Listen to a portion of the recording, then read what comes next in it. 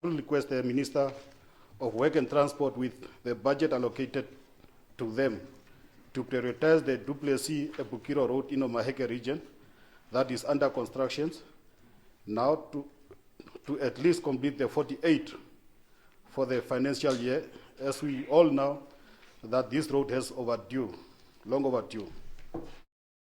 At the same time, Nguvauva called on the Agriculture, Water and Land Reform Ministry to consider reopening the Vetflay abattoir, which closed some years back, leaving many people jobless.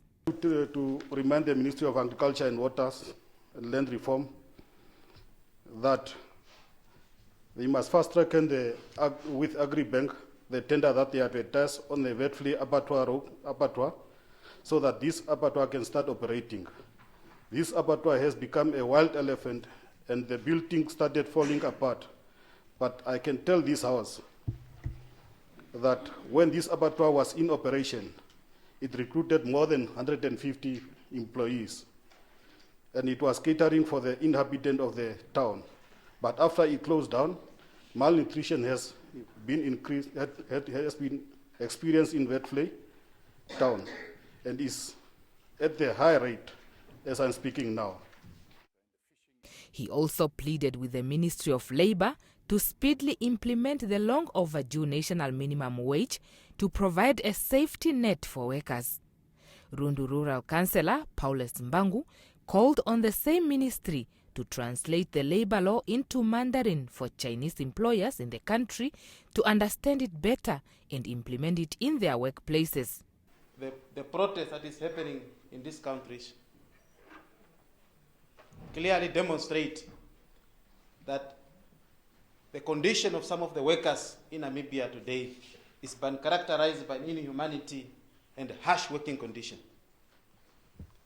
I would like to implore the Ministry of Labour to engage the Chinese embassy in order to translate our labor laws into Mandarin language. So at the end of the day, there should be no excuses for the violation of the law. Kabe North Constituency Councillor John Likando wants to see the country's natural resources, especially agriculture and fisheries, used to the full benefit of all Namibians. Namibia as a country, we have only agriculture and marine resources, where as citizens we can control the market and also the shareholding structure. Therefore, the issue of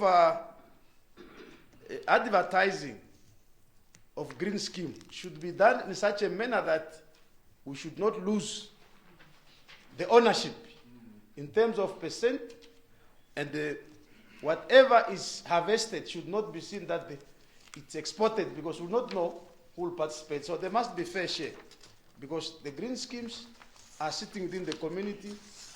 Land was given by traditional leaders and the ancestral owner of the land. So the shareholdings should be carefully calculated. He pleaded that even when government is outsourcing the green scheme projects, the locals must be a priority rather than giving them to outsiders and starting to import this locally produced food from elsewhere.